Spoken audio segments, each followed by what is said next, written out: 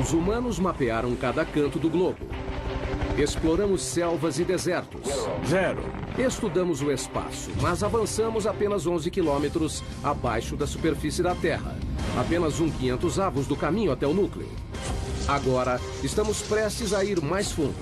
Faremos uma viagem ao coração do planeta em busca da última fronteira, onde árvores abrem caminho pelas rochas à procura de água, onde formas estranhas de vida habitam lugares mortos. Arranha-céus são construídos sobre areia, minas são do tamanho de cidades e forças enormes continuam a moldar a Terra. Vamos nos unir a cientistas, engenheiros e aventureiros, enquanto investigam, exploram e desafiam os mistérios subterrâneos. Em uma viagem ao centro da Terra. Chegar ao centro da Terra exige uma viagem de 6.400 quilômetros por 3 camadas subterrâneas distintas. A primeira é a crosta terrestre, uma camada superficial frágil com apenas 32 quilômetros de profundidade. Imagine a Terra sendo um ovo cozido. Na verdade, proporcionalmente, os continentes são 3 vezes mais finos que a casca do ovo e a crosta oceânica é quase 10 vezes mais fina. A crosta guarda muita coisa dentro dessa profundidade relativamente rasa. Sobrepõe-se zonas de carvão, água, sal, ouro, prata, petróleo. O mais interessante para nós que vivemos na superfície da Terra é que ou plantamos algo ou extraímos. Então, grande parte do nosso mundo vem do subsolo de diversas formas. Abaixo da crosta fica uma camada mais grossa, o manto, com 2.900 quilômetros de rocha derretida em movimento. Sob o planeta, há uma região extremamente agitada de rocha derretida, com pressão e temperatura alta. A mais de 3.780 graus Celsius, o manto está em agitação constante, rachando a crosta acima em grandes placas chamadas tectônicas. Essas placas agem moldando a Terra como em nenhum outro planeta. As placas que se movem centímetros por ano podem se juntar ou se separar com resultados incríveis. Temos vulcões em erupção na superfície, terremotos, e ainda conseguimos sobreviver nesse equilíbrio delicado. Por incrível que pareça, vulcões são fonte de riqueza e fertilidade. São os vulcões que trazem nutrientes e materiais para a superfície da Terra. E é por isso que temos os solos férteis. É de onde vêm os recursos minerais e é como se formam. 2.900 quilômetros abaixo, no núcleo externo, o ferro derretido guarda a chave para a nossa sobrevivência. Um campo magnético para o planeta que nos protege da radiação solar. Precisamos do campo magnético terrestre por causa da força intensa do nosso Sol. Por fim, alcançamos o núcleo interno, o ambiente natural mais mortal da Terra. E quando chega ao centro da Terra, a pressão é 3.600.000 vezes maior que a da superfície. É o suficiente para pegar essa rocha de granito e diminuir seu volume pela metade. Nossa incrível viagem começa a poucos centímetros abaixo de nós. Se retirarmos a camada superior da Terra, encontraremos um mundo de insetos. Nenhum tão difundido quanto o da formiga. Esse ninho deve ser bem grande. Formigas construíram incontáveis ninhos sob a superfície de todos os continentes, exceto na Antártica. Dá pra ver formigas saindo por cima. Parece que algumas delas carregam larvas. Formigas existem há 120 milhões de anos. São anteriores a dinossauros como o tiranossauro. Dividiram a Terra com estegossauros e tricerátops. São 140 mil formigas para cada humano. Eu não conheço outro inseto social que seja tão difundido. É uma sociedade que se estende por trechos imensos do ambiente terrestre. Formigas são rápidas. A velocidade delas é equivalente a um humano correndo a 65 km por hora. E são fortes. Podem levantar até 20 vezes o próprio peso, como um homem adulto levantando um carro. Mas o que mais fazem é construir ninhos. Surpreendentemente, uma tarefa crucial para os humanos. Os ninhos ajudam o ar e a água a penetrar no solo, mantendo-o fresco e fértil.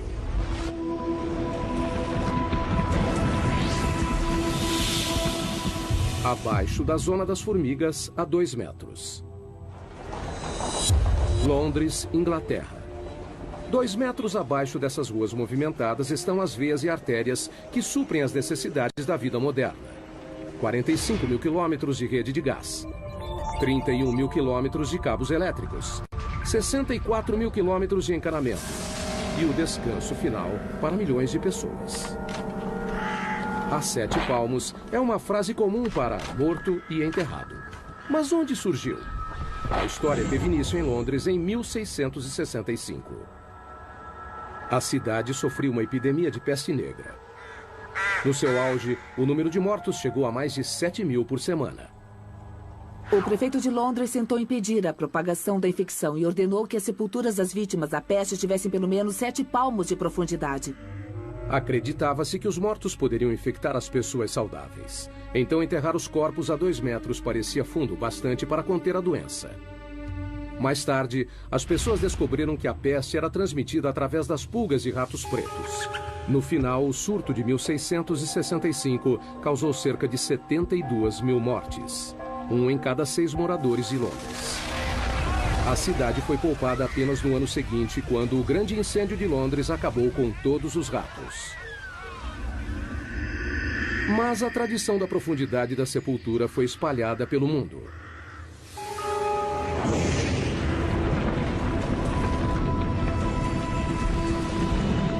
Mais a fundo, outro pequeno passo em nossa viagem ao núcleo. 5 metros abaixo. Só há uma criatura capaz de viver nessa profundidade. Esses túneis são o lar do cão da pradaria, o maior cavador do mundo. Um animal que tem um impacto surpreendente em nosso ecossistema. Os cães da pradaria adultos têm 30 centímetros e pesam cerca de 1,5 kg, mas no subterrâneo são literalmente escavadeiras. Eles empurram a terra com a mão ou chutam a terra com as patas. E a parte mais interessante é que usam a cabeça como uma britadeira. Uma toca pode ter 5 metros de profundidade e mais de 90 metros de comprimento. É maior que um campo de futebol. E também incrivelmente complexa.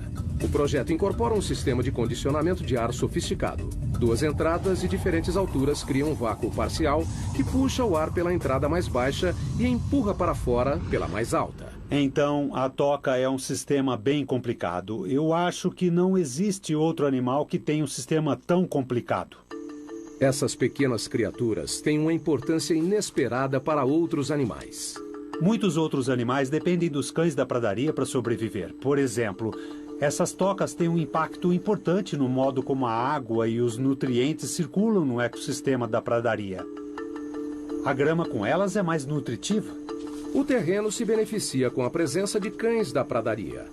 A escavação traz ar para o solo e os dejetos ajudam a fertilizá-lo. No início de 1800 havia 400 milhões de cães da pradaria, mas os fazendeiros os viam como peste e atiravam-os e envenenavam. Hoje existem menos de 100 milhões. Péssima notícia para as áreas onde vivem. Eles não fazem mais parte do ecossistema da pradaria como faziam antes, há 200 anos, porque não há número suficiente para povoarem o local e terem o impacto que precisamos. Então teremos mais corujas buraqueiras, os bisões irão se alimentar, as salamandras também. Por um lado, eles não estão ameaçados, mas o ecossistema da pradaria, como deveria ser e como era há 150 anos, esse está ameaçado. A próxima parada na nossa viagem ao núcleo é a 15 metros. Aqui, em muitos lugares do mundo, formas de vida superiores desaparecem. A Terra dá lugar a rochas. Começamos a encontrar carvão. O carvão se formou há cerca de 300 milhões de anos. Foi um processo único. O clima era mais quente e úmido do que hoje. Um grande pantanal dominava as regiões equatoriais da Terra. Com a queda de árvores e apodrecimento da vegetação no solo pantanoso, sedimentos sobrepostos foram comprimidos em rochas. Hoje, o carvão gera 1/3 da eletricidade do mundo. 7 bilhões de toneladas por ano são produzidas mundialmente. As maiores minas de carvão estão na China, Rússia e Estados Unidos. Só o estado da Pensilvânia produz 1% do fornecimento mundial. 1.500 pessoas viviam na cidade de Centralia, na Pensilvânia. Era uma pequena comunidade idílica. A gente andava de uma ponta a outra e conhecia todos na cidade. Era um jeito bom de viver. Hoje é uma cidade fantasma. Tudo por causa de um terrível acidente. Em 1962, uma queima de lixo foi iniciada propositalmente em um aterro ao lado do cemitério da cidade. Eles queriam limpar o aterro e colocaram fogo lá. Ele se espalhou por uma abertura que levava aos labirintos profundos das minas, velhas minas de carvão abandonadas que passam abaixo da Centralia. Alcançando uma profundidade de 15 metros, o fogo atingiu cerca de 180 hectares, o tamanho da Baixa Manhattan. E não parou por aí.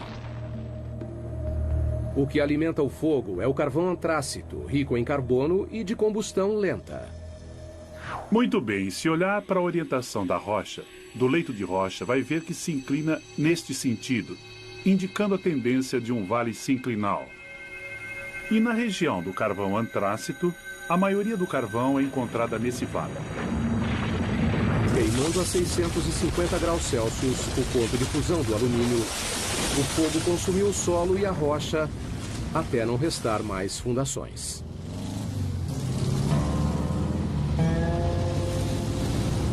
Hoje, o que era a Avenida Locust, a principal rua de Centralia, virou o trecho de uma estrada rural. É difícil imaginar que aqui era o centro da cidade. Temos aqui uma fotografia de como era a Centralia desse ponto, onde nós estamos agora. Era aqui que John Coddington tinha um posto de gasolina e, olhando ali na frente, aquela árvore morta é a mesma árvore dessa foto. E as ruas eram lotadas de casas, era, sabe, uma do lado da outra.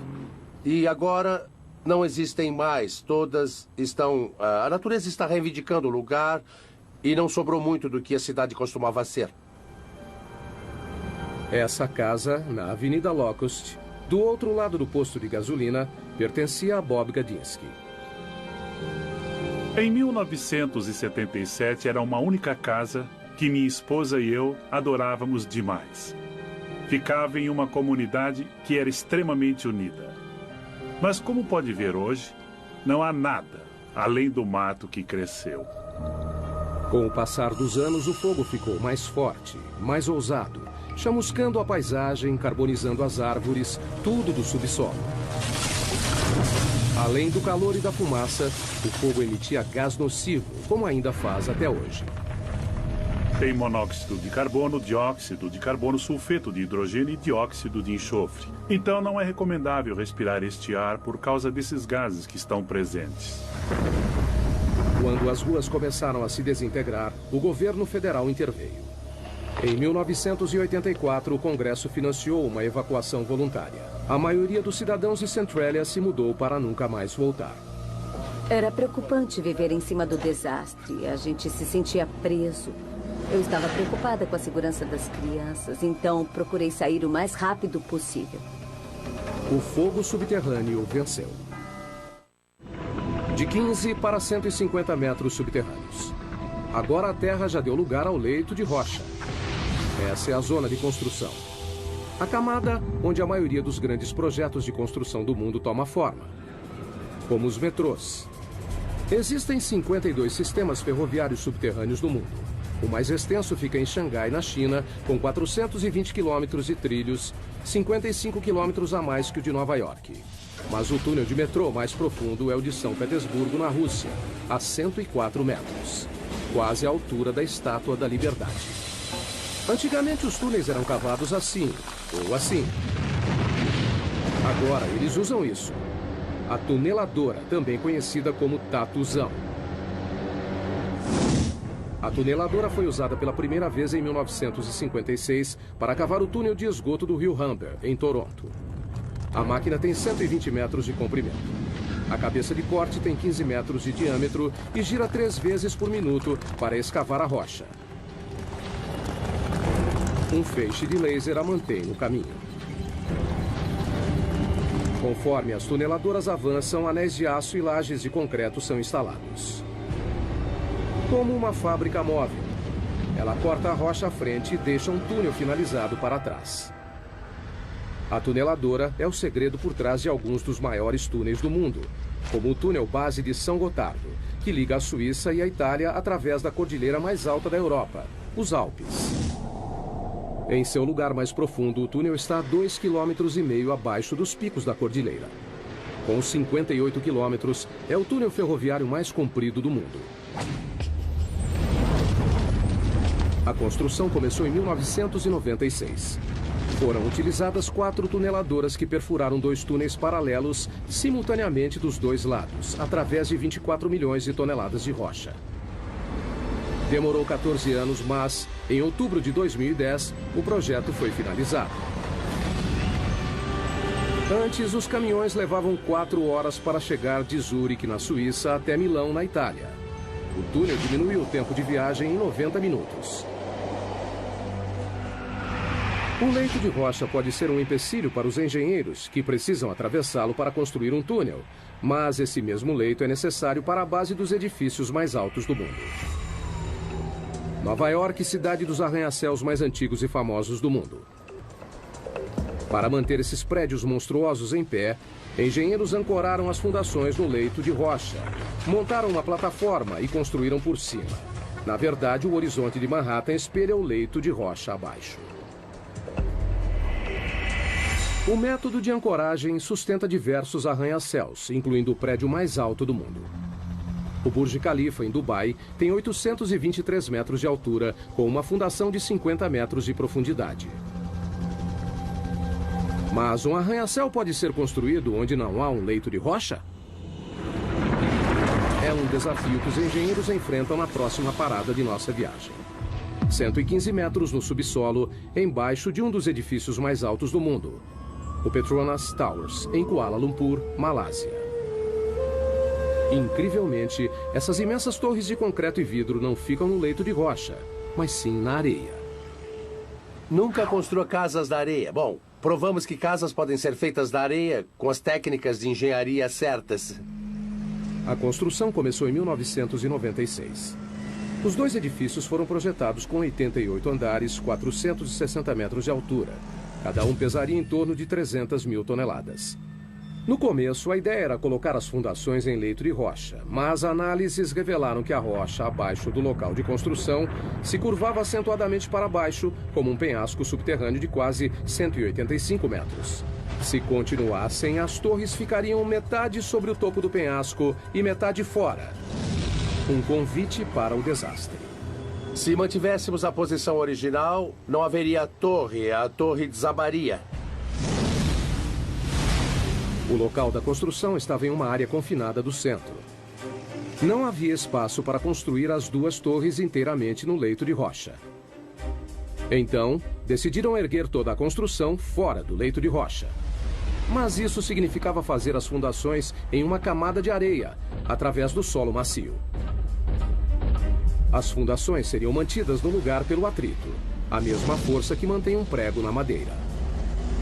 Um prego é colocado no pedaço de madeira da mesma forma que os pilares em atrito estão colocados em toda essa zona de terra abaixo dessa torre. A equipe de construção teve trabalho. Foram colocados 104 pilares sobre cada torre com 3 metros de distância entre eles. Praticamente uma floresta de concreto e aço. Alguns pilares têm 115 metros de profundidade. Em 2011, são as fundações mais profundas de qualquer prédio do mundo. A engenharia subterrânea alcançou o impossível. 2 torres de 460 metros, construídas sobre areia. Os engenheiros usam a geologia há tempos para guiá-los em seu trabalho. Mas a geologia pode ser imprevisível. O próprio termo leito de rocha remete a algo resistente, mas não é sempre assim. Um leito de rocha pode ser bastante antigo. Essa rocha tem 1,6 bilhão de anos. Mas também é bastante vulnerável a um elemento simples: a chuva. Caindo no leito de rocha durante bilhões de anos, a chuva causa deformações e rachaduras. Essas fraturas podem ser enormes. Aqui está uma que se estende por todo o comprimento dela. A água acaba formando cavernas, de onde pode passar para grandes lagos e rios subterrâneos. Mais profundamente, encharca a rocha como uma esponja. Na verdade, também deve ter de 5 a 10 oceanos de água dentro das rochas da Terra. 99% da água doce do mundo encontra-se no subsolo.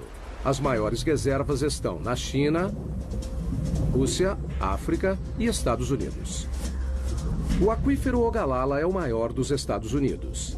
Estende-se do Nebraska ao Texas, cobre 450 quilômetros quadrados, uma área do tamanho da Suécia, e chega a 150 metros de profundidade. Mas em muitos lugares do mundo, a água subterrânea está secando. Isso significa que pessoas, animais e plantas precisam ir mais fundo para conseguir o que resta. A próxima parada em nossa viagem subterrânea, a raiz mais profunda do mundo, 120 metros. Mpumalanga, África do Sul. Em uma encosta sobre as cavernas Eco fica um bosque de figueiras de 150 anos.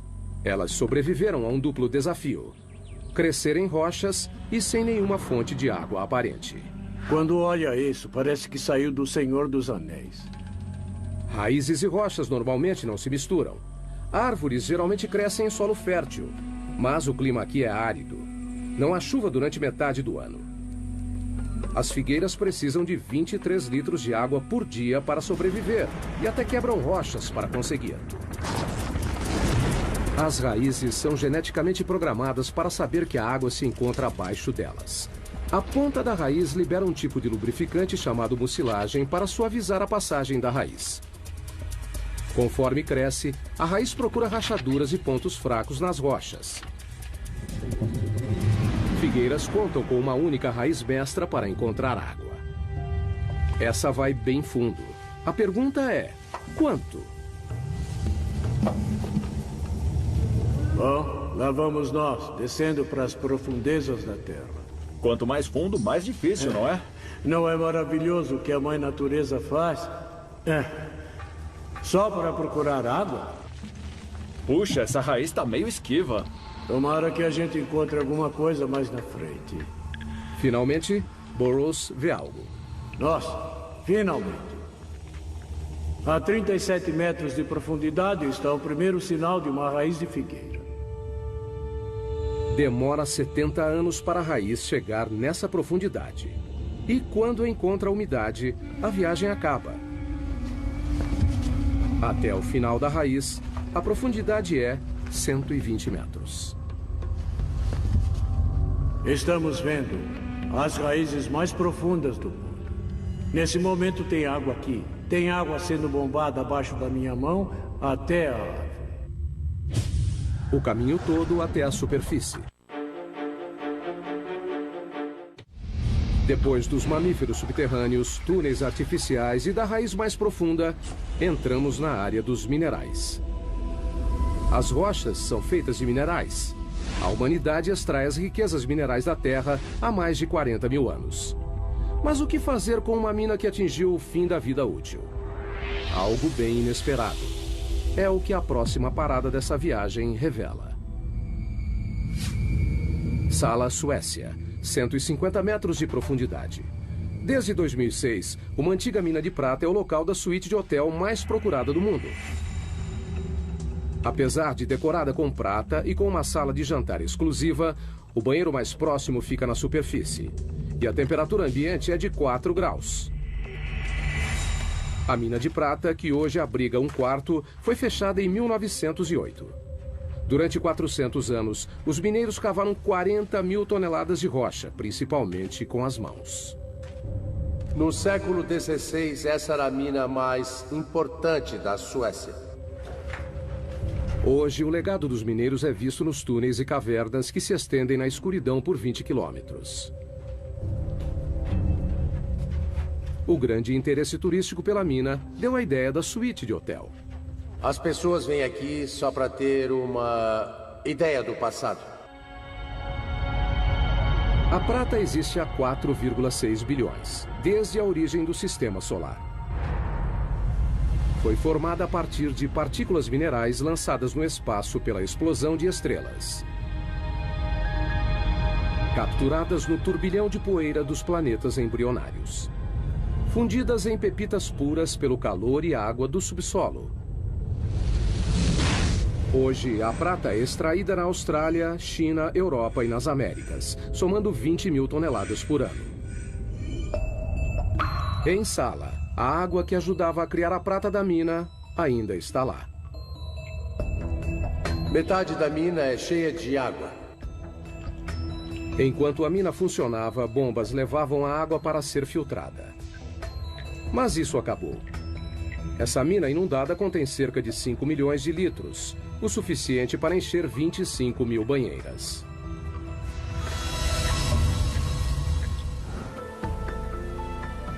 Marco e Tatya Hannistow alugaram a suíte de hotel subterrânea para comemorar o 15º aniversário de casamento. Tá certo? A ideia foi dela. Perfeito.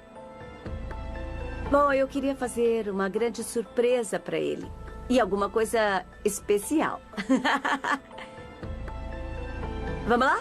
O elevador leva 4 minutos e meio, avançando 60 centímetros por segundo para chegar na suíte de 150 metros abaixo. Marco está com dúvidas. Eu tô nervoso. Ficar embaixo da terra sozinho? Não, quase sozinho. Eu vou. Olha só, o casal chegou ao seu destino. Uau!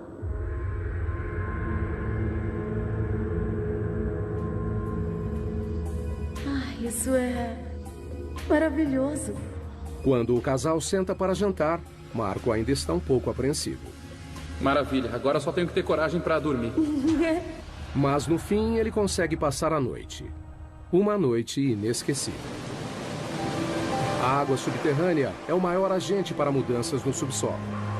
Ela não só reage quimicamente com os minerais para criar metais como a prata, mas também pode literalmente derreter a rocha. Cidade da Guatemala 2010. Um estrondo repentino, queda de alvenaria. Quando a poeira baixou, a única coisa que restou foi um buraco enorme. Com 30 metros de profundidade e 20 metros de largura, um quarteirão inteiro desapareceu. A cidade da Guatemala é construída sobre calcário poroso. O fluxo de água subterrâneo dissolveu a rocha, deixando somente uma camada superficial frágil, que poderia ceder a qualquer momento. Inacreditavelmente, o desabamento tirou apenas uma vida. Mas já é o segundo grande buraco na cidade em 3 anos. As dolinas, como são chamados, são assustadoras e às vezes mortais, mas alguns podem fornecer muitos dados científicos. A próxima parada em nossa viagem subterrânea também é na América Latina, a 335 metros. Zacatón, México. Nessa dolina cheia de água não há espaço para a vida. Abaixo da superfície plácida não há ar. Mas uma forma de vida cresce aqui, micróbios. E eles são bem estranhos. Todas as bactérias e formas de vida precisam sobreviver num ambiente anaeróbico, o que acaba levando a formas de vida incomuns. Em 2006, a NASA enviou uma equipe para estudar os micróbios de Zacatón. O primeiro passo foi descobrir o formato do interior da dolina. Não sabíamos o tamanho e nem a profundidade. Era tudo uma grande incógnita. Então trouxeram uma nova tecnologia. Um robô em formato de ovo projetado para ir aonde outras sondas não conseguiam. Eles o apelidaram de Depth X. Ele tem propulsores em todas as direções, então pode ir para todos os lados, consegue girar e fazer qualquer movimento necessário para encontrar o caminho num ambiente tridimensional. O Depth X tem 2 metros de largura e 1,5 de altura, quase do tamanho de um quadriciclo. O que o torna especial é que não usa controle remoto, ele se dirige sozinho. Assim que some da superfície, fica completamente por conta própria. E nesse período, então, ele precisa tomar as decisões sozinho.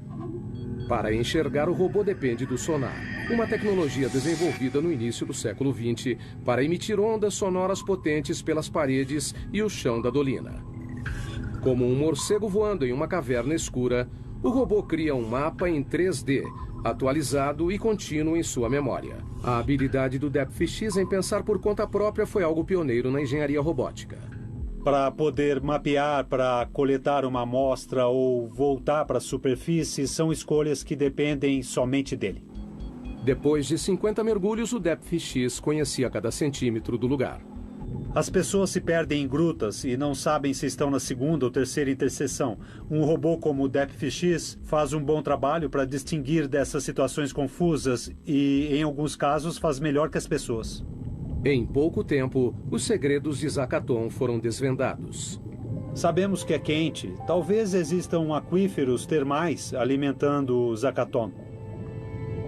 Mas a maior surpresa foi a descoberta de mais de 100 tipos de bactérias, incluindo 6 novas espécies de micróbios chamados de arqueia, que têm um estilo de vida estranho, à custa de enxofre. Uma das árqueas tinha enxofre dentro do organismo, então estava metabolizando o enxofre, o enxofre da água e usando como fonte de energia. A descoberta confirma que a vida não precisa das mesmas condições da Terra para se desenvolver. Um dia, um descendente do DepthX pode acabar fazendo uma viagem pelo espaço. Veremos esses exploradores avançando, indo para lugares que as pessoas não podem ir. Em lugares como a Lua de Júpiter, Europa, na busca por uma forma de vida similar em outro mundo. Há muitas dolinas na América Latina, principalmente no México. Só na província de Yucatán há mais de 3.000 delas.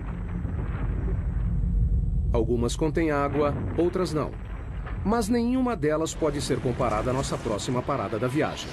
O poço vertical mais profundo do mundo, a Caverna das Andorinhas.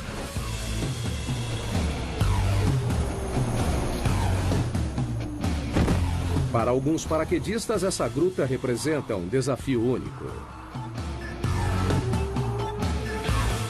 Você vai para a beirada e olha para baixo. E quando você pula, sente a corrente de ar.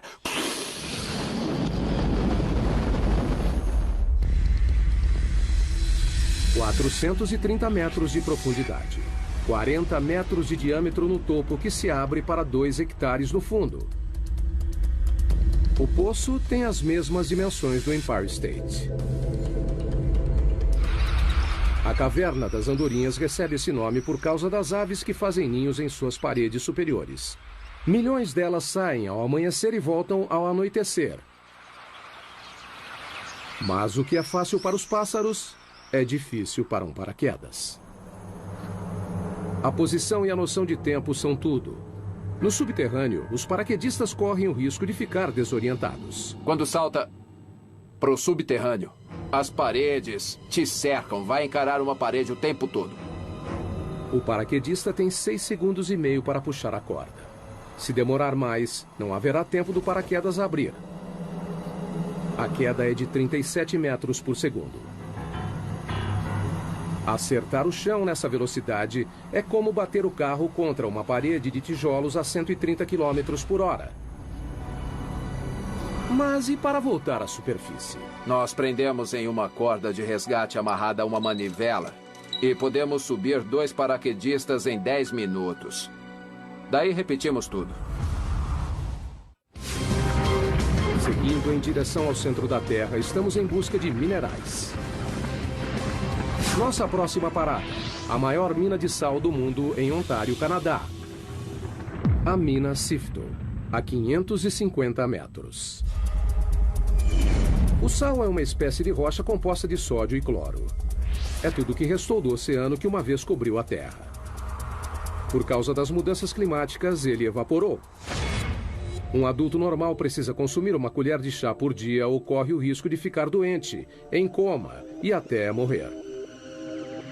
Então, não é surpresa que as primeiras minas de sal tiveram início há mais de 14.000 anos, onde hoje é a Áustria. Em todo o mundo, mineiros extraem 260 milhões de toneladas por ano. As maiores jazidas estão na China, Rússia e Canadá. A mina Sifto foi aberta em 1959 e fica a 530 metros abaixo da cidade de Goderich, em Ontário, e se estende por baixo do lago Huron. A maioria das minas consiste em túneis pequenos sustentados por vigas e pilares chamados de escoras. Sifto parece mais uma cidade subterrânea. Suas vastas cavernas cobrem mais de 7 quilômetros quadrados, quase o tamanho do centro de Manhattan. Tem até suas próprias lojas e escritórios. O teto baixo diz aos mineiros que estão próximos do alvo, onde estas serras enormes entram em ação. Nós escavamos túneis com 4 metros de altura e 20 de comprimento. As lâminas de 3 metros cortam as rochas enquanto giram 1.500 vezes por minuto. O ar fica denso com a poeira. O barulho é ensurdecedor, mas está prestes a aumentar ainda mais. Eles vão perfurar e explodiremos o local de 18 metros de largura por 18 de altura. São cavernas enormes.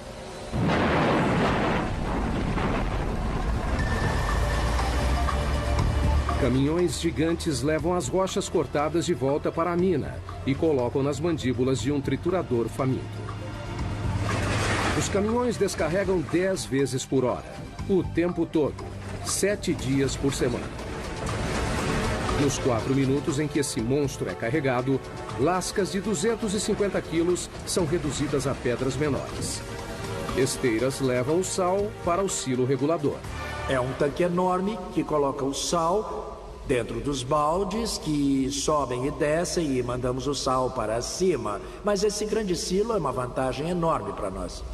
Com o silo regulador, todo o processo pode ser feito no subterrâneo. Estamos falando de uma taxa de 24 a 26 mil toneladas içadas por dia e temos capacidade para mais que isso. Todo dia, essa mina produz sal suficiente para metade da população mundial. E a Sifto acredita que pode manter a produção por mais 250 anos.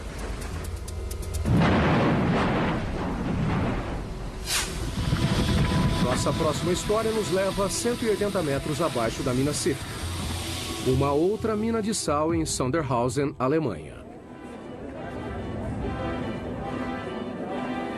Essa mina recebe um evento atlético diferente. A maratona mais profunda do mundo. Corrida subterrânea. Esse pessoal é louco. Correr uma maratona subterrânea é uma experiência muito diferente de correr na superfície. A gente não se sente livre. Na floresta sente o vento e todo o resto, mas no subterrâneo não. As condições são extremas. Veja a temperatura, por exemplo. A cada 18 metros abaixo da crosta, a temperatura aumenta meio grau. O motivo disso vem de 4,6 bilhões de anos, a origem da Terra. A mistura de gases e partículas em espiral que formaram o planeta incluía poeira cósmica radioativa. Depois de comprimida em rocha, sua energia radioativa foi liberada na forma de calor, que continua até hoje. Trabalhar nessas condições pode ser difícil. Correr pode ser ainda mais complicado. A uma profundidade de 730 metros, os corredores subterrâneos lidam com um calor de 27 graus. É muito quente. Parece o inferno. 40% de umidade. O ar não é muito bom. Aqui embaixo, acho que esse é o pior problema. E um percurso difícil. A corrida é executada em um circuito desigual que sobe e desce 215 metros em cada volta. Quando leva um tombo aqui, pode se machucar muito feio. Em uma maratona normal, os pés ficam 0,2 de segundo no chão. Com a fadiga, ficam mais tempo no chão. Na mina, quanto maior o contato, maior o risco.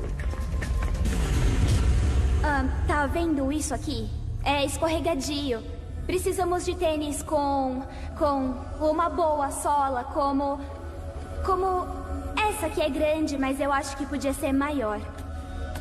Eu acho que travas seria muito bom. Ter cravos. Ou cravos. Embaixo. Inevitavelmente, o terreno traiçoeiro faz uma vítima. Quebrou? Não dá pra saber. Por que maratonistas correriam em condições tão perigosas é um mistério. Mas, se perguntar para eles, dirão a mesma coisa. É emoção, é a corrida mais difícil do mundo. Eu acho que quem pode dizer que correu uma maratona 600 metros abaixo da terra? Depois de passar metade do dia no subterrâneo, os maratonistas estão livres para voltar à superfície. A temperatura quente, o ar seco e as duras condições foram temporários. Mas, para 33 mineiros chilenos em 2010, sair não foi tão fácil. O teto do túnel desabou e os prendeu a 730 metros, a mesma profundidade da maratona. Os mineiros suportaram um calor de 27 graus, o ar denso com pó de rocha, escuridão e isolamento. Eles nem tinham certeza de que sairiam de lá. A entrada do resgate teve que ser aberta através de uma rocha vulcânica chamada basalto, famosa por deslizamentos repentinos. Temendo provocar um novo desabamento, equipes de todo o mundo usaram tecnologia moderna para cavar a entrada do resgate. Foi um processo lento. Depois de 69 dias, todos os 33 mineiros foram resgatados. Foi um dos maiores resgates de minas de todos os tempos. Estamos nos aproximando do local mais profundo em que um humano já esteve. Esse é o laboratório científico mais profundo do mundo.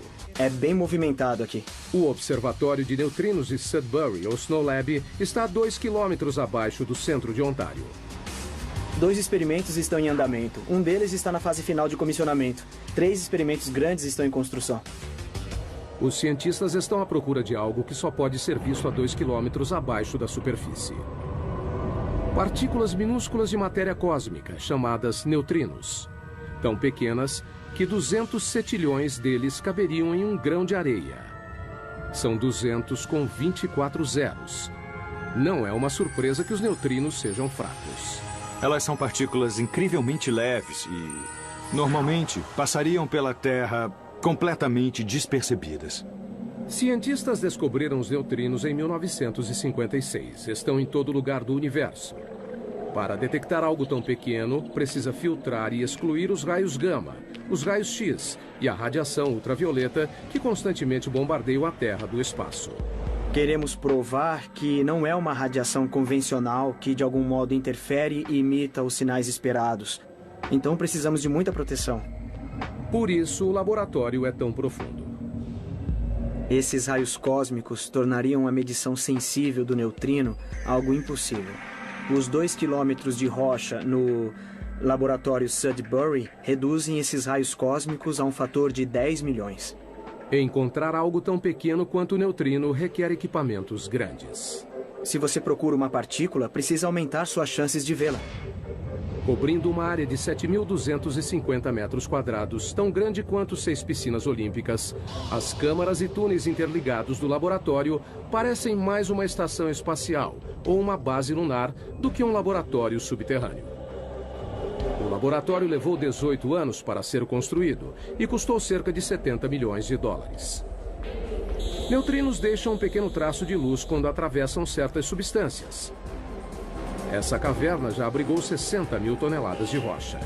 Agora, abriga uma esfera de 12 metros, que comporta 760 litros do líquido conhecido como água pesada, uma forma natural de H2O mais sensível aos neutrinos devido ao seu grande peso molecular. O neutrino causa uma reação que gera luz, que reage com os detectores de foto. Então, dá para descobrir sua energia, direção e por aí vai. Nessa profundidade é difícil transitar pelo laboratório. O elevador desce a 640 metros por minuto. Depois tem 1,5 km de caminhada. A temperatura ambiente é de 27 graus. É quente por causa da pressão nessa profundidade. Ao redor deles, a rocha está sendo espremida a mais de 544 atms, mais de 500 vezes a pressão atmosférica na superfície. Quando fizeram o laboratório, enfrentaram um desafio: criar um ambiente subterrâneo puro. Mantemos as fontes de poeira e contaminação no mínimo absoluto graças ao esforço constante na limpeza. Na entrada, eles passam por um processo rigoroso de descontaminação para remover poeira, que pode arruinar os experimentos delicados. Isso envolve tirar tudo que vestiu na mina, tomar um banho completo e colocar roupas limpas que nunca foi usada fora da mina. Além da poeira, as pessoas espalham detritos próprios continuamente. 600 mil partículas da pele por hora. Uma centena de fios de cabelo por dia. E qualquer uma das opções pode comprometer o trabalho no laboratório. Uma vez dentro, os cientistas enfrentam mais triagem e limpeza. Até o esgoto do laboratório é limpo. Tratamos todos os resíduos do nosso próprio lavatório e água suja que vem dos chuveiros e da lavanderia. Bactérias especiais reduzem os resíduos organicamente e sem exalar cheiro ruim. E gostamos de pensar que temos a descarga de banheiro mais profunda do mundo. Um conforto que os exploradores subterrâneos no próximo nível da nossa viagem ao centro da Terra com certeza iriam gostar. Dentro da mãe de todas as cavernas, a 2,5 km no subsolo.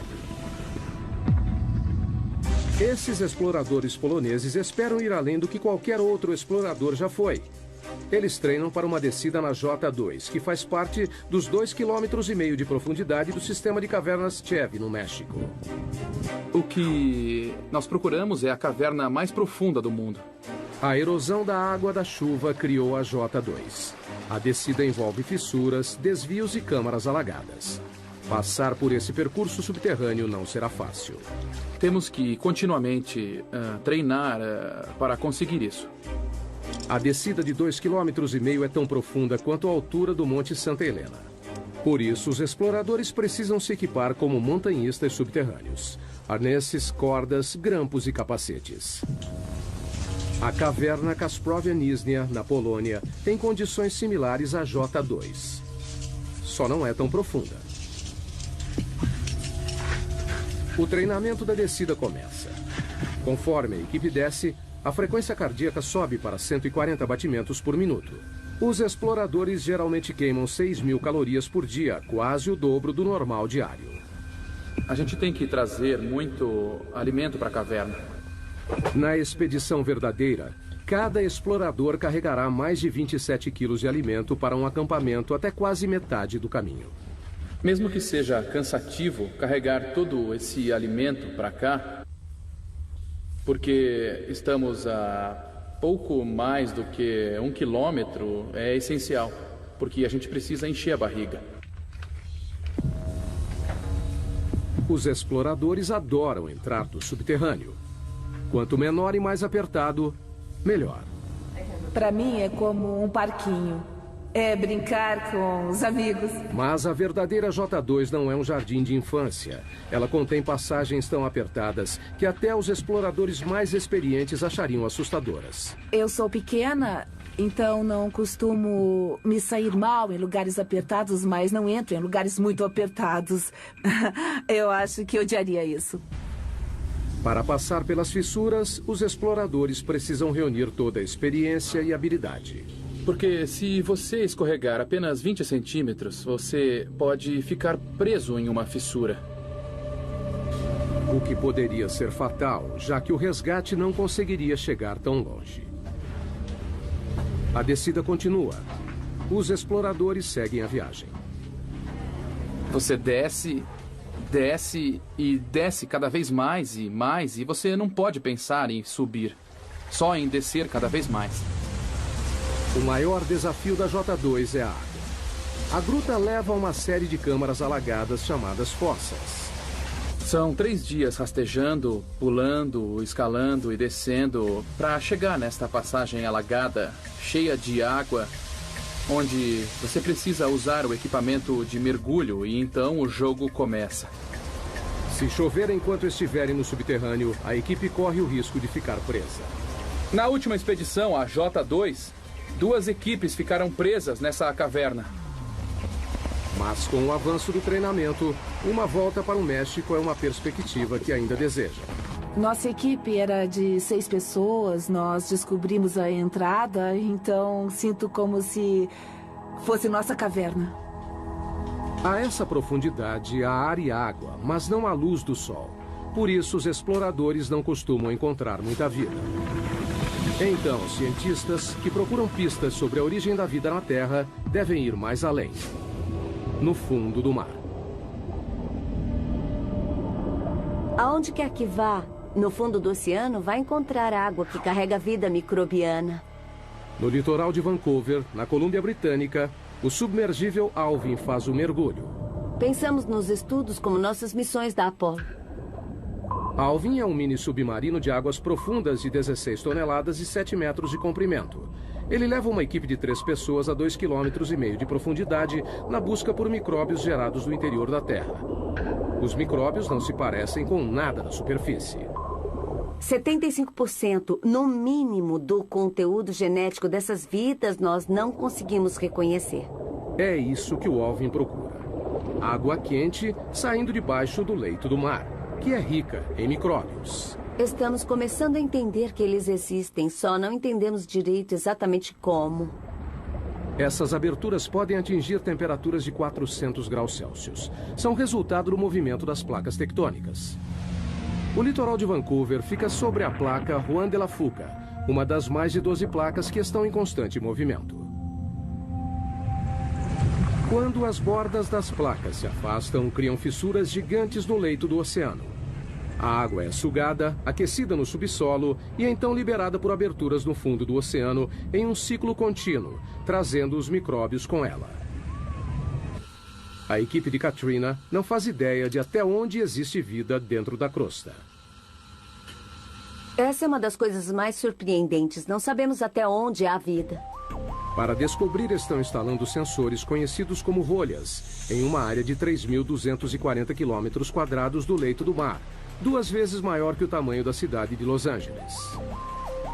As rolhas de 2,5 metros são equipadas com monitores de pressão e temperatura. Foram colocadas em posição 460 metros abaixo do leito do mar, num total de 3.200 metros da superfície. O objetivo é rastrear o caminho da água quente dentro da crosta terrestre. Temos que entender o fluxo da água, quais os tipos de micróbios que existem lá. É só seguir a água que encontrarão micróbios. As riquezas minerais do planeta regem a maior parte da economia mundial. Quanto mais raro, mais os mineiros cavarão para encontrá-lo. Tautona, África do Sul. Viajando a 16 metros por segundo, os mineiros levam 1 hora para descer os 3.000 metros até o fundo da mina mais profunda do mundo. A missão: achar ouro. O ouro é formado a partir da poeira cósmica, de um modo parecido com a prata, só que é mais raro. Menos de 200 toneladas foram extraídas desde o início dos registros históricos.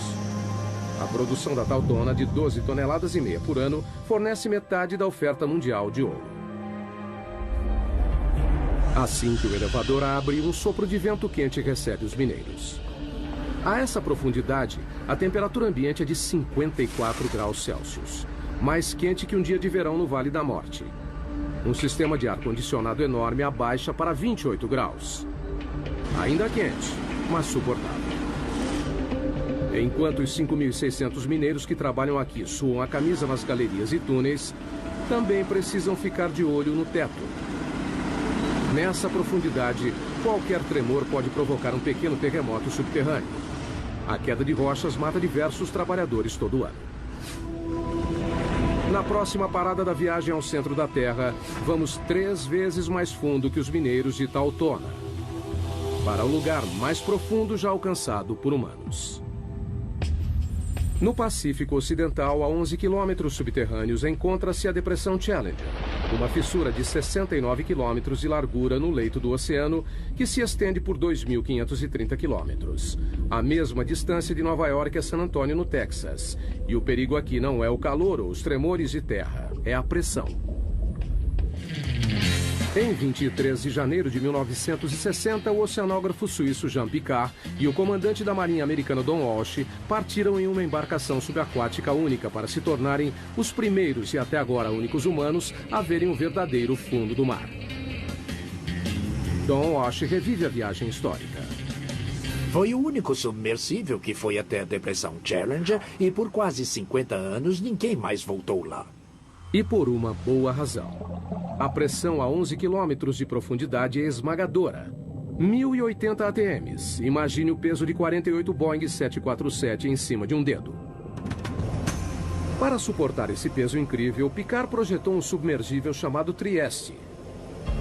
Com 15 metros de comprimento, 4 metros de diâmetro, ele pesava 51 toneladas, quase o tamanho de um caminhão de lixo médio carregado. Para a proteção, a equipe ficou em uma esfera de aço de 2 metros de diâmetro de 16 toneladas. Não tinha espaço para as pernas. A gente tinha meio metro cúbico para 2 pessoas. É quase o tamanho de uma geladeira doméstica. O que, levando em conta a água a 1 grau Celsius negativo, não parecia tão ruim assim. A temperatura dentro do casco era aproximadamente a de uma geladeira também. Para flutuar, o Trieste foi suspenso por uma boia, um tipo de balão submarino. Mas ao contrário de balões que voam no céu, a equipe não conseguiu usar hélio.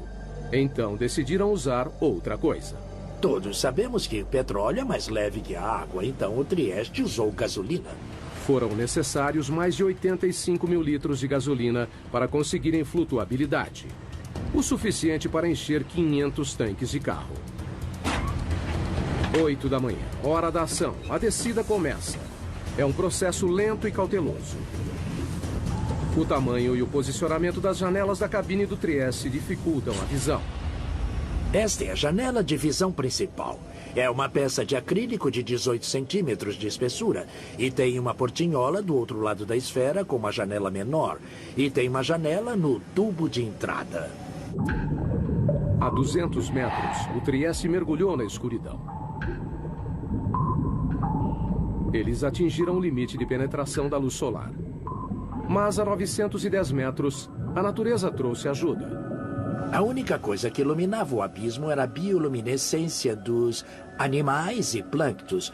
Como se fossem vagalumes, eles carregavam a própria fonte de luz. Então parecia neve caindo de cabeça para baixo. Depois de mais de 1 hora, surgiu um problema. Houve um barulhão a 6 quilômetros. A 6 quilômetros submarinos, Walsh teve que verificar os equipamentos. Ouvimos o barulho, checamos todos os medidores internos e parecia tudo bem, então continuamos o mergulho. Mas então ele viu algo. Olhei pelo vidro da portinhola e vi uma rachadura assim na janela. A equipe estava a 1 passo da morte certa. Se o vidro interno tivesse rachado, teríamos morrido na hora, porque a pressão externa a 6 mil metros é de uns 680 TMs. Então, teria sido imediato. Talvez nem notássemos. Mas a janela resistiu e eles decidiram soldá-la. Depois de quase 5 horas, o Trieste finalmente se aproximou do fundo. Walsh viu algo inacreditável. Um pouco antes de pousar, nós vimos um linguado. Animais vertebrados não deveriam viver nessa profundidade. Mas eles não tiveram a chance de investigar mais fundo. Assim que pousamos, uma nuvem enorme de sedimento subiu e só baixou depois de 20 minutos. A lama do fundo do mar os cegou. Foi como estar numa tigela de leite. Eles não tiveram escolha. A gente não via nada, não dava para tirar fotos e a lama não baixava. Decidimos voltar para a superfície. Para permitir que o Trieste fizesse a viagem de volta, Walsh controlou o peso soltando o lastro. A gente tinha 2 barris de lastro cheios de bola de aço e no fundo do barril tinha um eletroímã. Com o ímã acionado, as bolas ficaram no barril. Desligamos a força elétrica e elas desceram. Ao apertar um botão, o Trieste começou a voltar para a superfície. E entrou para a história. 11 quilômetros é o limite para a exploração humana. Atravessamos mais de 1/3 da crosta terrestre. Pessoas saem de cena, máquinas assumem. Todos os cientistas utilizam ferramentas para ajudá-los a explorar lugares que não podem ir. Telescópios, microscópios. Mas geólogos enfrentam um problema diferente. O engraçado é que eu não posso dizer o que existe a 30 centímetros abaixo do chão que pisamos, porque não consigo ver através da rocha. A solução parece óbvia. Perfurar a rocha e olhar. Mas é uma abordagem repleta de problemas. Península de Kola, noroeste da Rússia, 1989. Em um ponto castigado pelo vento, na fronteira com o Círculo Polar Ártico, cientistas embarcam em um plano ambicioso. Com despesas enormes, um buraco incrivelmente fundo foi perfurado para alcançar o limite entre a crosta terrestre e o manto. São 35 quilômetros subterrâneos. Para reduzir o atrito, usaram um método de perfuração novo. Ao invés de toda a cabeça de escavação, somente a broca foi inserida, bastante lubrificada com lama e óleo.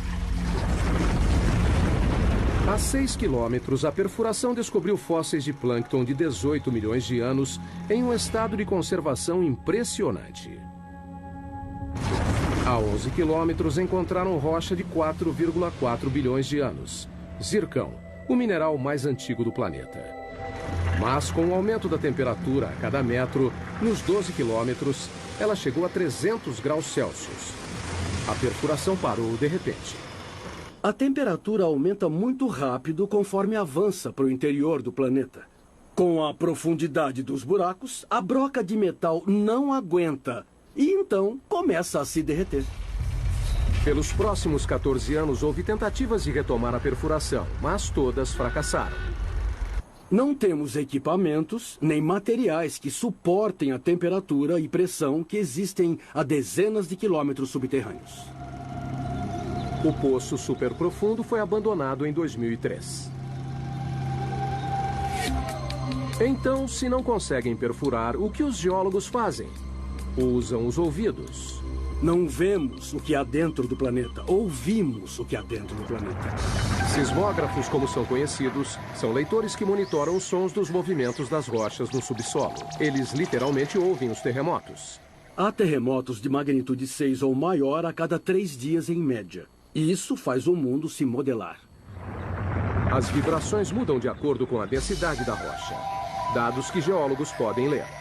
Conseguimos fazer imagens tridimensionais do que forma o planeta inteiro, monitorando milhares de terremotos com milhares de sismógrafos durante muitos anos. Pessoas ao redor do mundo dependem dos recursos sob nossos pés. A próxima parada em nossa jornada ao centro da Terra, o campo de petróleo mais profundo dos Estados Unidos, 11 quilômetros abaixo do Golfo do México. Há mais de 6 mil plataformas de petróleo no litoral do Texas e Louisiana, com capacidade de suprir 25% do petróleo dos Estados Unidos. Mas não é fácil de obter. É preciso atravessar 1,5 km de mar e depois mais 9,5 de pedra. Como fica mais difícil de achar petróleo e gás, avançamos mais e mais para águas fundas e fazemos buracos mais profundos. A perfuração em águas profundas está passando por uma revolução nos litorais do Egito, África Ocidental, Brasil e no Golfo. É maravilhoso termos a tecnologia para avançar tão profundamente. Mas a tecnologia tem suas limitações. Na primavera de 2010, uma plataforma chamada Deepwater Horizon perfurava um poço relativamente raso a 7 quilômetros no campo de Macondo, cerca de 80 quilômetros da costa da Louisiana. 20 de abril, 22 horas. A plataforma foi abalada por uma explosão. A bola de fogo foi vista a 56 quilômetros de distância. 11 funcionários morreram, 17 ficaram feridos. 1,5 km abaixo, no leito do oceano, a ruptura do poço liberou até 60 barris de petróleo por dia. Um barril tem 180 litros. Foi como jogar 450 caminhões-tanque no mar. O vazamento totalizou quase 5 milhões de barris. Foi o pior desastre de petróleo nos Estados Unidos. Então, o que deu errado? A Deepwater Horizon já tinha perfurado 11 quilômetros no fundo do campo de petróleo do Golfo no outono anterior, em um local diferente. Em comparação, perfurar em Macondo seria fácil. Mas as aparências podem enganar. O Golfo é um dos lugares mais difíceis de perfurar. O relevo costeiro cai em mais de 1,5 km de cumes íngremes e vales, com desfiladeiros e vulcões ativos de até 150 metros. A geologia é bem complicada. O petróleo sob o leito irregular do fundo do mar está abaixo de uma camada de rocha de 35 milhões de anos, com 245 metros de espessura, preso sob uma pressão enorme, mais de 1.100 vezes a da superfície. E tem também o peso das rochas, sobrepostas, pressionando, que faz a pressão do fundo do poço aumentar incrivelmente. Além da pressão, os perfuradores de petróleo podem encontrar perigosos bolsões de gás metano congelado, conhecido como hidrato. Se acidentalmente perfurar, isso pode ser um problema. Aquecido pelo atrito da broca, o metano explode o poço, liberando uma quantidade enorme de petróleo. Muitos pesquisadores associam a tragédia do Deepwater Horizon a um bolsão de metano congelado. A tecnologia de escaneamento convencional nem sempre pode detectá-los, e isso é um desafio para a exploração do petróleo. E ninguém sabe a quantidade existente porque é muito difícil conseguir uma imagem sísmica. Agora, os exploradores estão usando uma nova geração de sensores de fundo do mar para ajudá-los a detectar o gás congelado antes de se tornar uma ameaça. Literalmente, nós o descemos pela lateral do navio e ele afunda até o leito do oceano, usando uma âncora de concreto pesada, e fica lá por vários dias ou até vários meses. Ao contrário do sismógrafo padrão, este sensor não mede as ondas sonoras geradas pelo movimento tectônico da Terra. Ao invés disso, detecta eletricidade. Medimos as propriedades eletromagnéticas do leito do mar, a condutividade elétrica. A eletricidade vem do campo magnético da Terra. Quando encontra a radiação do Sol na atmosfera superior, gera uma corrente mundial dentro da crosta, que alcança o núcleo externo da Terra. Mas ela é fraca.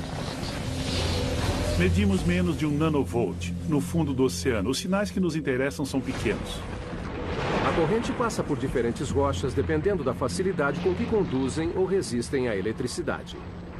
Ao medir essa corrente, os sensores fornecem uma imagem mais detalhada do que há na rocha, fazendo a distinção entre um bom condutor, como a água, e um mau condutor, como o petróleo. O que é bom porque gastar 100 milhões de dólares perfurando um poço de água salgada é perda de tempo. Como o petróleo, o hidrato de metano também tem baixa condutividade, mas existe a pouca profundidade abaixo do leito do mar. Para encontrá-lo, é preciso dar um choque na Terra. E é isso que esse instrumento que está na minha frente vai fazer. Eles o chamam de SUSE, da sigla em inglês para Instrumento Aquático de Energia Elétrica. Ele usa uma fonte de 2.000 volts com corrente de até 500 amperes. Um mini-raio, 5 milhões de vezes mais forte que a dose necessária para matar um ser humano. Nós descemos com um cabo de reboque atrás dos navios de pesquisa, muito próximo do leito do mar. Alimentamos com energia e ele gera uma corrente elétrica que é injetada na água por uma antena. E então eles medem o resultado. Uma leitura superficial que mostra uma rocha resistente à eletricidade pode significar que ela contém bolsões de hidrato. Só o tempo poderá dizer se o escaneamento eletromagnético ajudará a reduzir os riscos de explosões em campos de petróleo submersos. Enquanto isso, a técnica está sendo cada vez mais usada por cientistas. É como examinar uma panela de sopa fervendo e ver tudo o que está acontecendo. E revela muitas coisas sobre o movimento das rochas no interior da Terra. Com as imagens de alta resolução dos sismógrafos, podemos perceber pequenos detalhes do que acontece no interior do planeta, coisa que realmente não era possível há 10 ou 20. Estamos quase na metade do caminho pela crosta. Cerca de 5 quilômetros mais fundo do que qualquer ser humano já foi. Não é um lugar muito agradável. Aqui a temperatura da rocha é de 480 graus, quente o bastante para derreter vidro. A pressão é de 1.500 ATMs. E estamos à procura de terremotos. Em todo o mundo, as placas tectônicas se chocam e se curvam contínua e lentamente. Uma média de 2,5 centímetros por ano, quase a velocidade do crescimento das unhas. Mas na superfície, esse movimento pode ter um impacto devastador. Janeiro de 2010, Porto Príncipe, Haiti. Um terremoto de magnitude 7 balançou a cidade. O choque principal durou apenas 10 segundos, mas os tremores continuaram por 2 semanas. Nessa parte. Aqui, ó. No final, 230 mil mortos. Quase 300 mil edifícios destruídos. E 2 milhões de desabrigados. Foi o 4º pior terremoto da história. Terremotos têm o potencial para ser o tipo de desastre natural que é o mais catastrófico. No Haiti, a linha de falha que causou essa devastação tinha apenas 64 quilômetros de comprimento e se moveu 2 metros. Ainda assim, os tremores desencadearam forças inimagináveis. Existe muita energia armazenada na Terra quando a onda vem até a superfície. O choque ondulou no solo como um cobertor, em ondas de até 4 metros de altura. Quando atingiu a superfície, a onda se concentrou, refletiu e então voltou. Portanto, a intensidade da onda nesse local deve ter sido o dobro. Esse é o Centro de Pesquisa em Terremotos da Universidade da Califórnia, em Berkeley. Aqui, cientistas trabalham destruindo coisas. Esses são alguns modelos de teste de colunas de canto e pode ver que estão bastante danificadas. Essas pilhas de entulho são restos de testes de laboratório. O fruto do trabalho científico para criar o edifício perfeito à prova de terremotos. Cientistas descobriram que se um terremoto acontece uma vez, ele se repetirá no mesmo local. Não é uma questão de ser, mas de quando. Simulação. Na Califórnia, infelizmente, temos terremotos com bastante frequência e por isso nós queremos estar preparados para o próximo.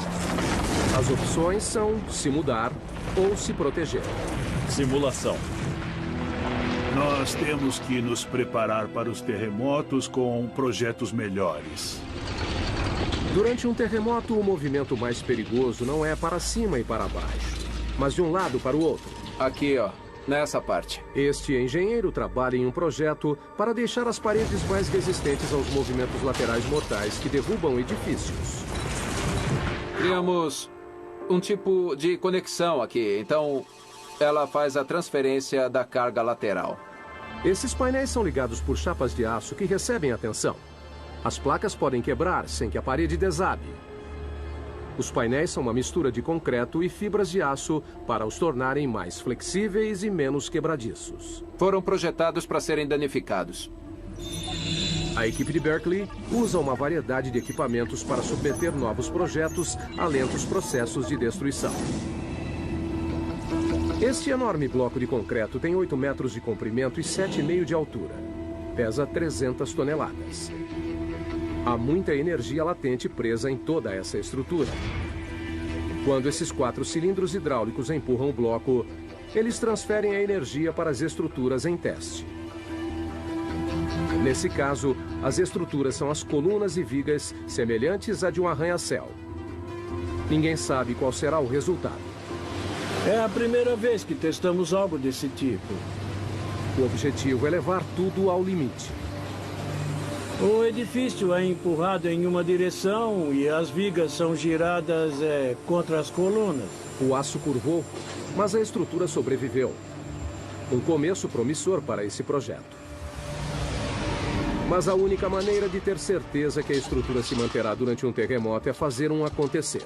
Essa é uma mesa vibratória. A mesa vibratória nos dá a possibilidade de provocarmos um terremoto. Como o nome sugere, as mesas vibratórias atingem réplicas de prédios com tremores em escala real. Assim, nós podemos simular 6 tipos de movimento. A mesa pode balançar para frente e para trás, inclinar, ir para cima e para baixo, para os lados, para representar o que aconteceria em um terremoto. O objetivo não é analisar por que os prédios caem, mas por que continuam em pé. Uma das coisas que queremos ser capazes de fazer é prever quando uma estrutura desabará completamente ou desabará parcialmente. Os terremotos já mataram milhões. Mas o movimento tectônico que os causam também faz parte do ciclo mundial, que é crucial para a saúde do planeta Terra. A vida humana não teria se desenvolvido sem as placas tectônicas. As placas tectônicas criam terras e sem elas, a superfície seria um imenso oceano. Nem existiriam animais terrestres. O ciclo da criação de terras praticamente deixa o planeta de cabeça para baixo. Isto é um homonoide, um fóssil do que viveu no fundo do leito do oceano. O que é notável nesta pedra é que apareceu na base do Monte Everest. E as forças envolvidas devem ter sido enormes e incríveis para trazer este pequeno amonoide do fundo do mar até um local bem alto do planeta.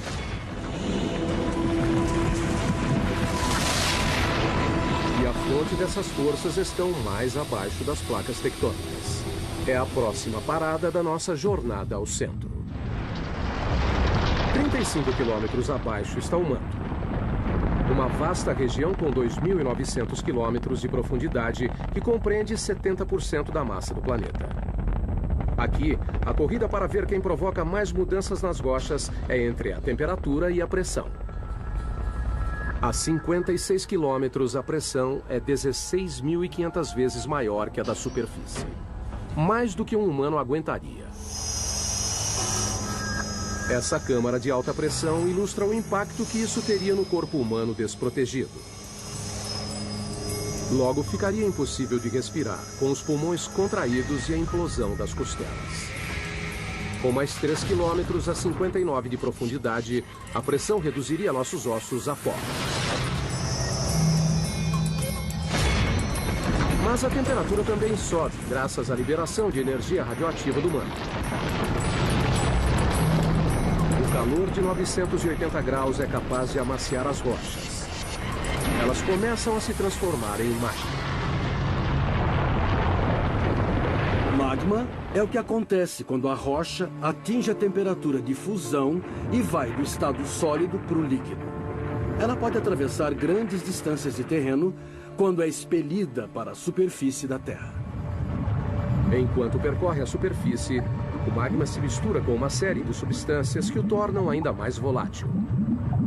Magma é a combinação fascinante de rocha derretida e gases dissolvidos, como água e dióxido de carbono. Logo abaixo da superfície, o magma se acumula em lacunas e vácuos nas rochas, que os cientistas chamam de câmaras.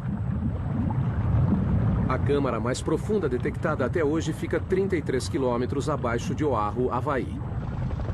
A maioria tem menos de 10 quilômetros. As câmaras lentamente se enchem de magma. Com o aumento da pressão no subterrâneo, o magma é forçado em direção à superfície.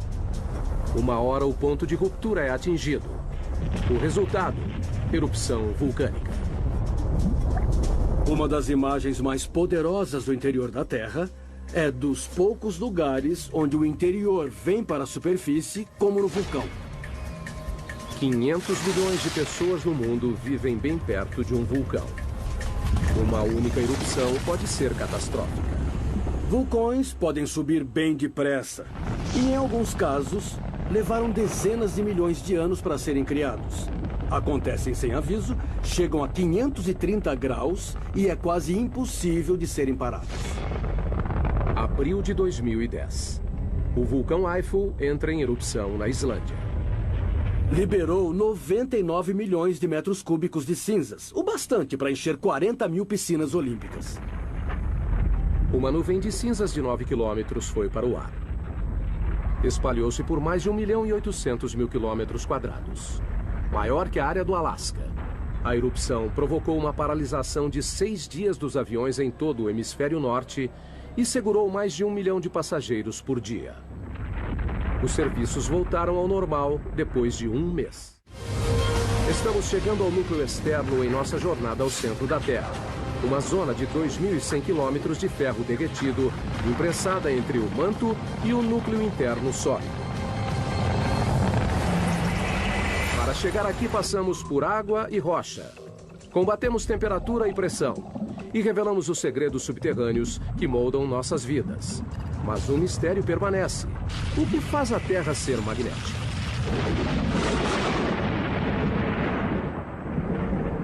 O campo magnético da Terra se estende por 72 mil quilômetros no espaço. Ele protege o planeta da força total da radiação solar. Um único brilho solar de 2 horas libera 10 bilhões de toneladas de partículas radioativas. Energia suficiente para abastecer os Estados Unidos por 10 mil anos ou evaporar nossa atmosfera. Sem o campo magnético para bloqueá-las, as partículas solares acabariam com a vida na Terra. Precisamos do campo magnético da Terra por causa da força intensa do nosso Sol. O campo se origina do núcleo externo rico em ferro. A próxima parada da nossa jornada, 2.900 quilômetros subterrâneos. A temperatura aqui é de 4.420 graus. Quente o suficiente para vencer a rigidez e derreter o ferro. Quando o ferro se desloca, de alguma maneira, gera eletricidade. Cientistas a chamam de efeito dínamo. O efeito dínamo se refere à produção de campos magnéticos por movimento. Mas, como a movimentação de ferro fundido abaixo da superfície gera um campo magnético, é um dos grandes mistérios da Terra. Não sabemos realmente como essa turbulência na movimentação de metal líquido dá origem ao dínamo. São apenas movimentos aleatórios. Essa esfera gigante pode fornecer respostas. É um modelo mecânico da Terra. Parte de um experimento da Universidade de Maryland que tenta descobrir por que a Terra é magnética.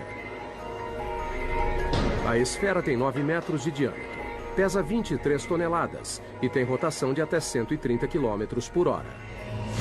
Nós tentamos conseguir a velocidade verdadeira e, assim, tentar imitar as condições de um planeta. O núcleo externo é feito principalmente do mesmo material da esfera: ferro, um bom condutor elétrico. O núcleo interno é magneticamente fraco. Ninguém sabe por quê. Mas, como um dínamo gigante, o movimento em torno dele cria um campo magnético. Claro que Lathrop não pode reproduzir as condições reais do núcleo externo. Não podemos chegar ao centro, então não dá para ver como acontece diretamente. Mas ele acredita que pode chegar perto. Para obter os resultados, ele precisa encher a esfera com 3.217 litros de um líquido. Até agora, só usou água. Mas planeja usar sódio líquido fervente.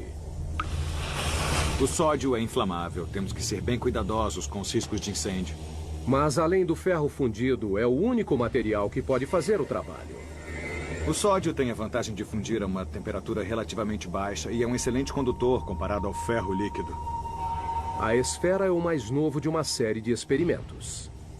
Começamos a construir experimentos do tamanho da mão, depois de uma bola de basquete, depois, sei lá, bolas de ginástica. Esse foi o maior até hoje. Mas até agora, assim como o campo magnético da Terra, o resultado do experimento ainda é uma incógnita. Nenhum dos experimentos anteriores geraram o próprio campo magnético, mas temos todos os ingredientes necessários para conseguir o dínamo.